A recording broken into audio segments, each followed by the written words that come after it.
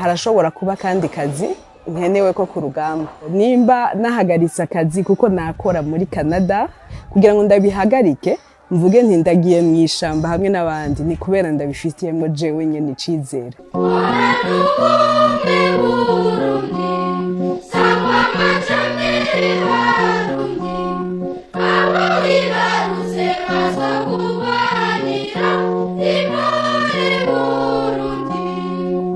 Mwaramutse uyu munsi nanateguye gukora video hari kuntu ejo bundi nakoze live ngwaye cyane mfise amagara makeyi mfise intege nke harimo n'ikibazo aha hafi nanyeretse nfate imisi 2 nduhuke nanasohoye video ya Never karavuga kuri BBC ariko mbonye no nkuruvuga nti reka ngire ico ndayivuze ko ku mpamvu zibiri d'abord kubera uyu mudamu mpora mumva kenshi cyane mu space no kuri space zanje yahora akora intervention.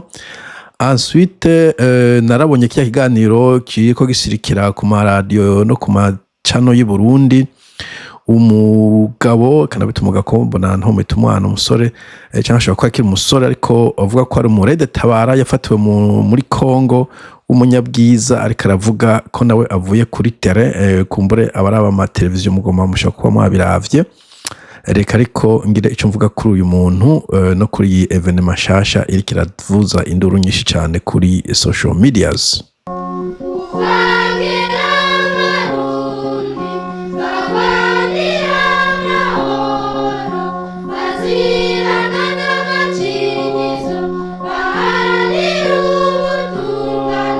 So nizeye ko ntari kumudogisinga nibaza ko biko biravugwa hose nibaza ko ataco bitwaye uyu Umurundikazi yagenda ku mazina ya Ndondeza Mangetengete kuri Twitter canke hendo ya Ikigatanyakazi ndakunze kumumva cyane avuga ati abatabazi tugira igihugu jewe kuri jewe nkagera nti ako karimi gusa kubera iki umudamu ari muri Canada ejo bundi yavuze ko afise yaronse citoyenneté nibaza ko ari no mwaka ubwene gihugu ngumva umenga ni sirera umenga ntibishoboka ko umuntu ari ubwene gihugu muri Canada acagenda ku rugamba uretse yuko umenga numvisa no mu ba M23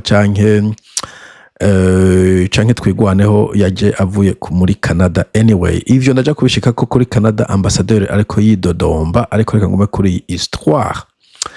Bo sindamuzi cyane je n'abantu benshi nzi on a personal level ashobora kuba yari involved muri 2015 kumbure ni inamujandi turonse mushasha kuko chaque generation yama igira umurevolutionnaire kandi abumwe par generation kumbure niwe wuyu. Bo ikindi gitumye ndavyipansha ko nuko igihe nkoresha live hanakoshije live haraheze kumbure nk'indwi zibiri canke zitatu yarahabonetse nibaza ko yari muri Canada antuka aragira ikintu avuze ndanamubaza mera nk'utwenga nk'ujokinga ntitubwire avuga ati babanza kumwishuza kwanza sinzi umuntu umwe sinzi ico bafareka mwishuza ngo wewe watubwiye ko Rokenze nguzoja gutera hari inkuru yavugwa ava Rokenze mugaboneza ko byari biba bien sûr. Hanyuma jeje ndamaze ntireka tubaze Ndondeza ariwe Ikigatanyakazi impamvu yasibije urubanza. Anyway Ndondeza Mangetengete tubwire ingenero Kenze waterekeshije igitoki hanyuma ugaca usibya urubanza. Okay iyo ni joke bugi cyakuzanye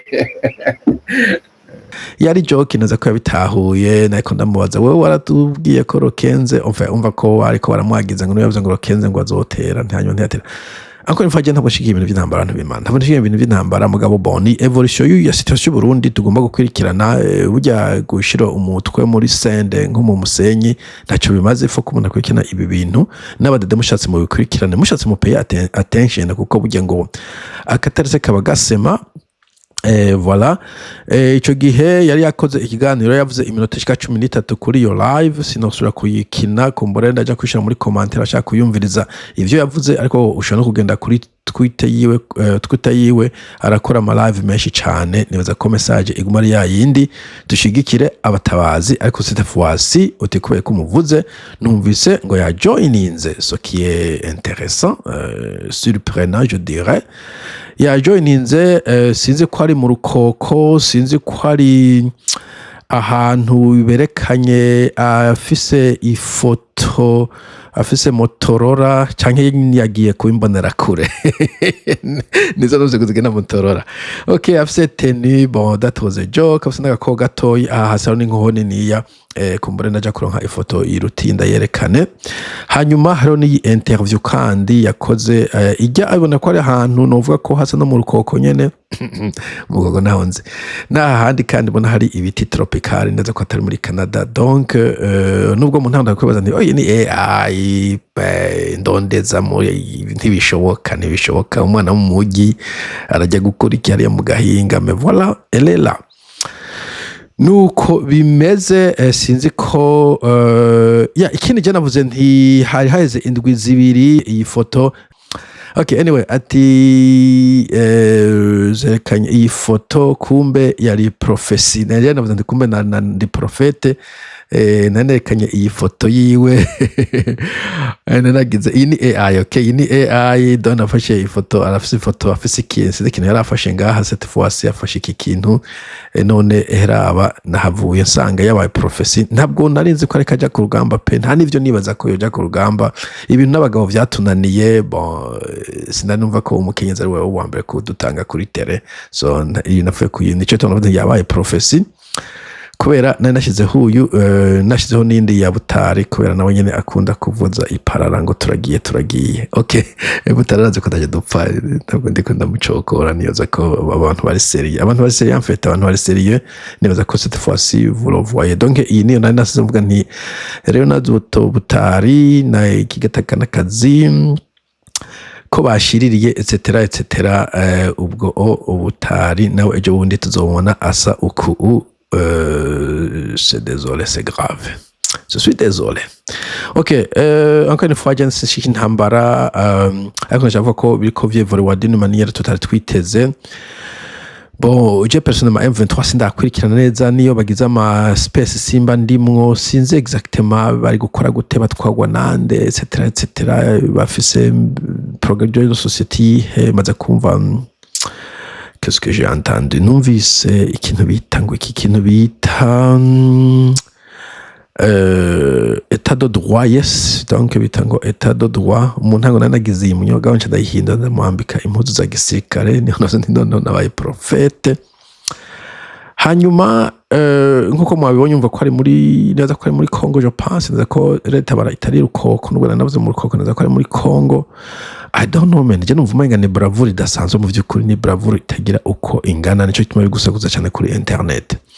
Voilà, hanyuma baba diplomate bacu nabo utanka Edouard Bizimana ari mofa cyangwa mafa ariwe Ministre of Foreign Affairs mofo nawe cyandika ati bo sinzo umuntu yavuze ngo ndatukana dude ijewe nta kundi bo d'abord je sifise editorialiste nije nkora editorial wanje sifise mezo editorial ntiki byo mvuga bicenge ndavuga bwo mvise natukanye niko zanyubaguye no kuvyemera ko nyene nakuze ndagira impene. What can you do? Alright, Edouard Bizimana racesha mu cyongereza kamwe kugira ngo abongereza abazungu abakoroni bavyumve.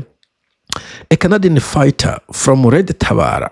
Certain countries are encouraging disorder and division in Burundi. Umvavuze ati umukanadiye w'umugwanyi ava muri Red Tabara ati hari ibihugu biriko vyankuraja akajagari n'amacakubiri mu Burundi no mu karere.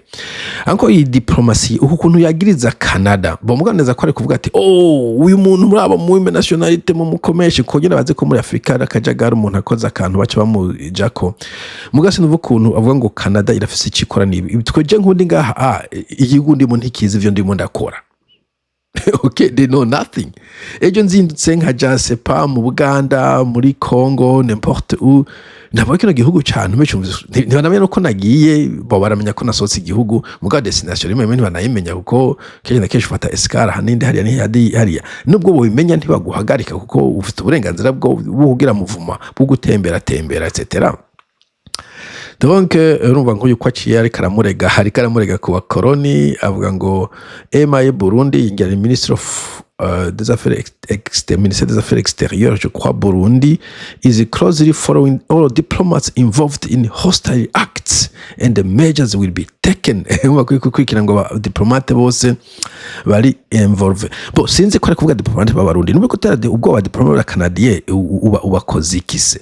ari navyo rero commentaire nabonye ndende ngo wivyuvuga ntubizi muri 2015 badukatiye imfashanyo n'ubu ntiboneka nta budget n'ukubera mudafite diplomatie comme je vais revenir ndaje gukora ko muri video kuri rya comment bamuhize wakoze n'ukubera nta diplomatie uyu n'umu diplomate bon waje gucutera ubwoba ngo abakanadien France na Belgique ngo ndaba ngo tugiye kubafata action agisize agahugu kanyuma gakenye kwisi gatunzwe no gusabiririza nta kintu na kimwe umukanadien ambassadeur asubiye muri Canada yorondera kandi kazi muri France nuko bugaye ambassadeur ya France abohomba n'abarundi bakora ko kazi abandi muri France bozoneka kazi mu mbere ko karonka bo bararonka ibibabeshaho la même chose avec la Belgique ubatera ubwoba nkande bwana ambassadeur et puis voilà donc ni foto y'ikigatanya kazi muntanguze ni AI ndiyihweza neza mugabo ndavuga no AI yarevuriwe ku buryo ifoto iba aussi authentique que ça.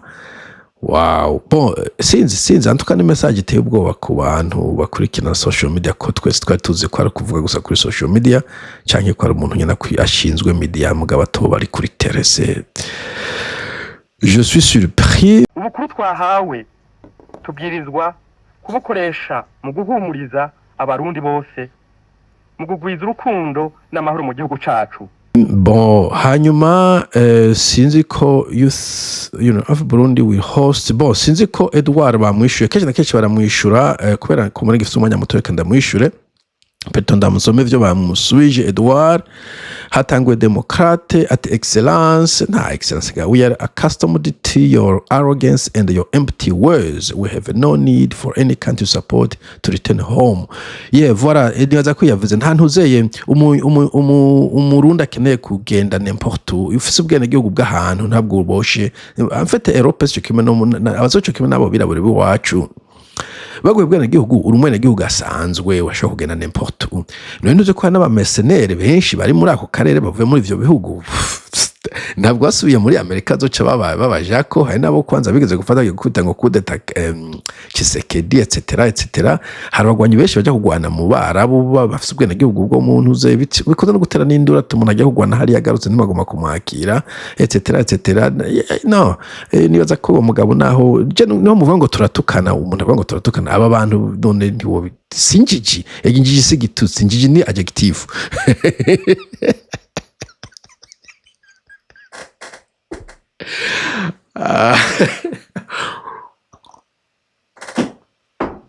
All right.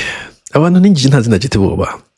Okay, hanyuma uyu navuga ati we are under obligation to return whether you want it or not. It is our dear homeland and we have the right to return to it. Urumva avuga ati turafise uburenganzira bwo kugaruka n'inzu yiboniho iwacu. Unless intoxication on your part, which is frequent. Moreover, ati kiretse nimba wanyoye urumogi ni Atera mukoresha iwanyu. Ati burya nyurumogi kumenga nta nyurumogi.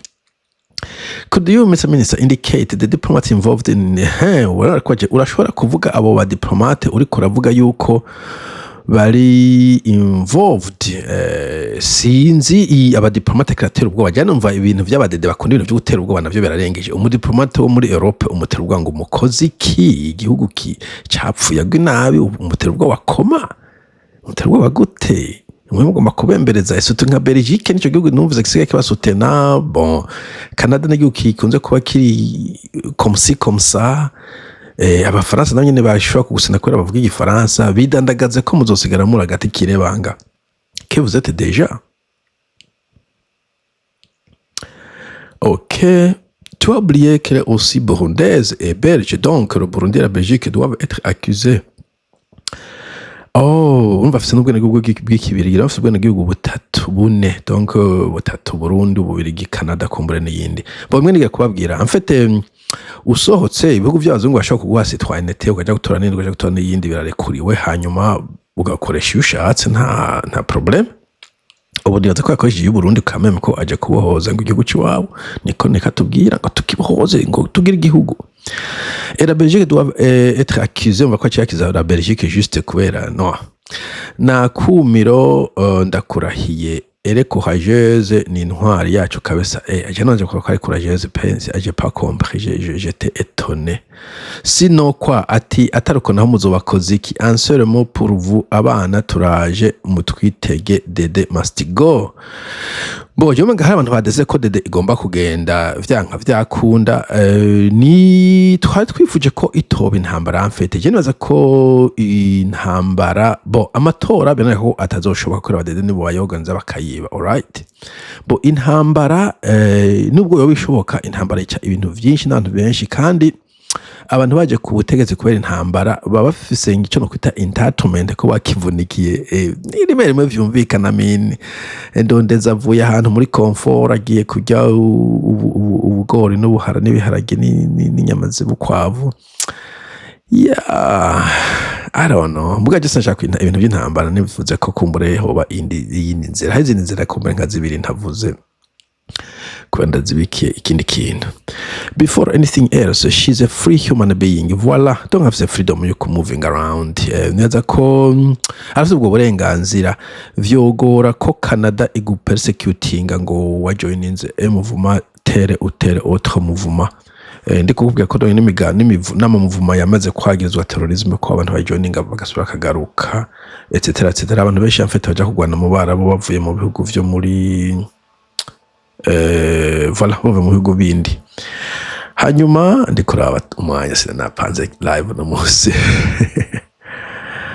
bo hanyuma she fights in her own name not in the name of Canada voilà ntabwo yatwaye drapeau muri Canada dantureka nubwo yagutwaye drapeau muri Canada ntabwo Canada be yamutumene juste kumva ko afise drapeau muri Canada so what the time of intimidation and the tyranny of the Sunday over amfete aba Sunday of ikintu cha intimidation na tyranny dasanzwe imagine gutera ubwoba aba ambassadeur bo muri Canada muri France bo muri Belgique ku Umurundikazi yagiye muri Maki like how can you do that bamwe bakunze kuvuga ngo babuye babande abantu baza kugwana bavuye mu Rwanda muri Zaire muri Tanzania ntihabuze kumbure n'abandi nubwo atabari kuri tere mugabo bashikiye FCNDD ndibuka wa muvugizi w'abanyambaye Diolomates ndio yari quelque part en Europe umukuru wa paripotine bayitwa Caratas teneka umwe muri abo Caratas cyangwa Etienne kigize gute nabo nyene yari muri Europe sinzi igihugu yari arimwo umugabo aba opposer barava hariya mu bihugu ntucuvuga ngo turaba ibintu by'abadede bakoresha impaka nyinshi cyane kuko mugafise ngo bakuye mu ijuru Burundi belongs to those who want to live together in respect harmony n'ubuntu okay to discourage his mother is in Mutanga and his daughter at the bar okay sinzi bivyari byo sinshaka kuvuga aba mama n'ibiki.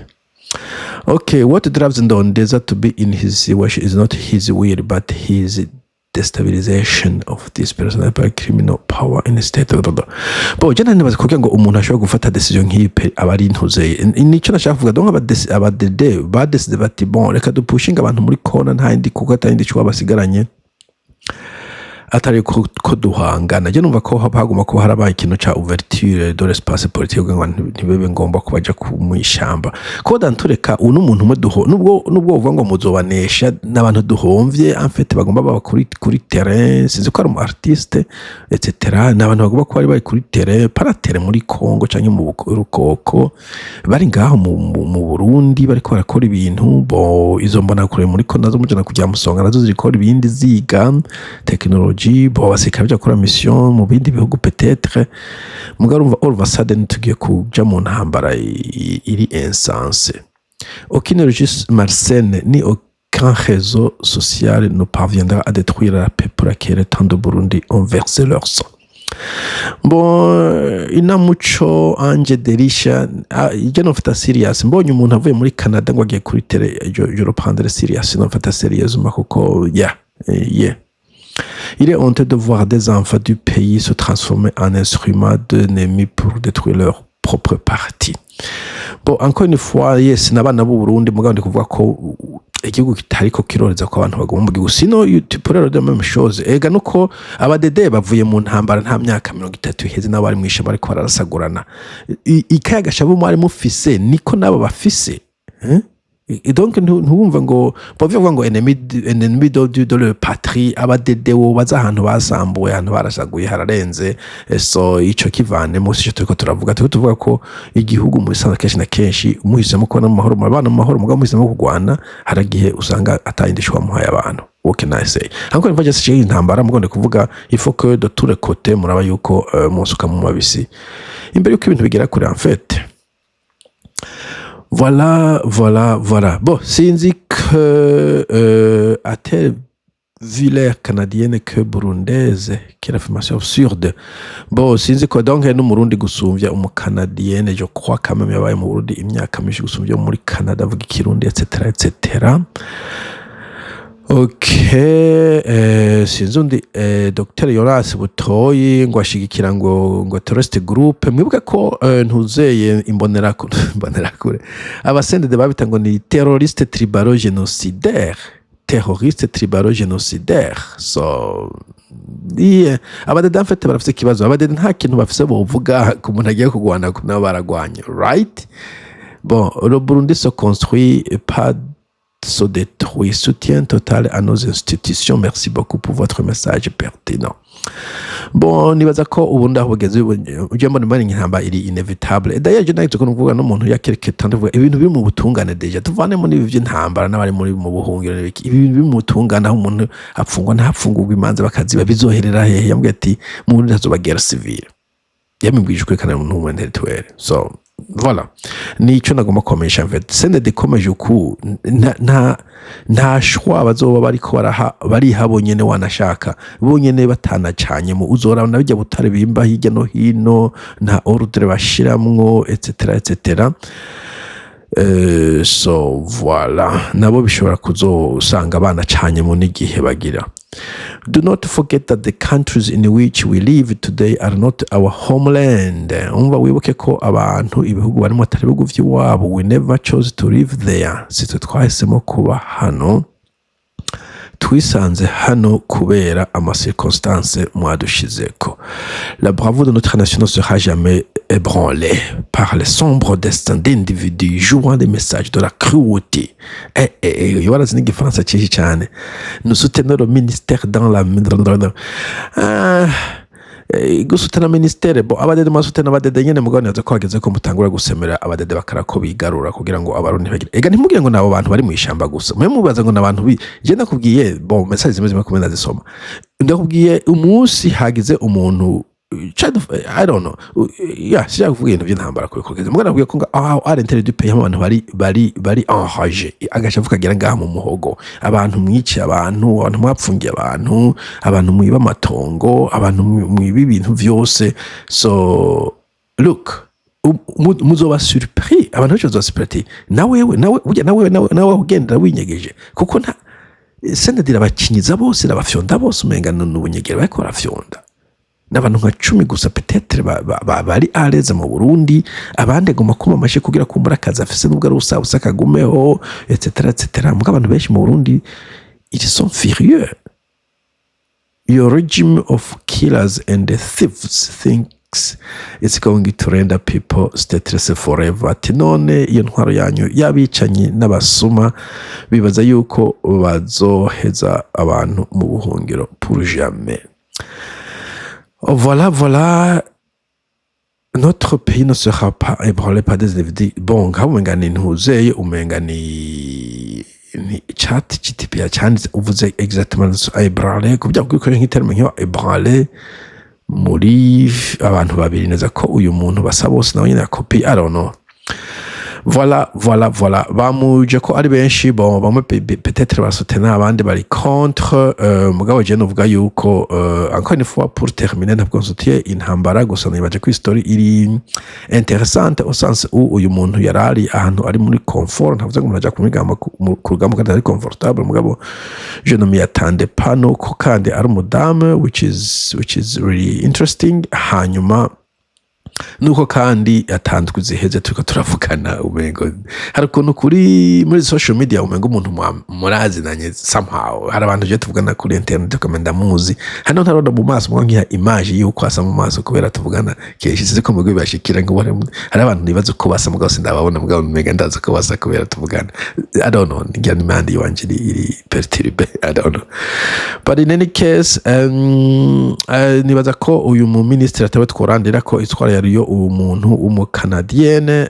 burundaise belge afise nationalité zitatu mugabo yahisemo ati jewe nsubiye kuri tere muri regio ku rugamba nibaza kandi anavyo umenga nyambari general kigize gute je nakona mumviza bo colonel ahubwo colonel habundi mu colonel ari muri Minembwe nawe nyina avuye muri Canada alors Canada abakanadiye muri ntwari c'est ce que je dirais bon voilà mugira umunsi mwiza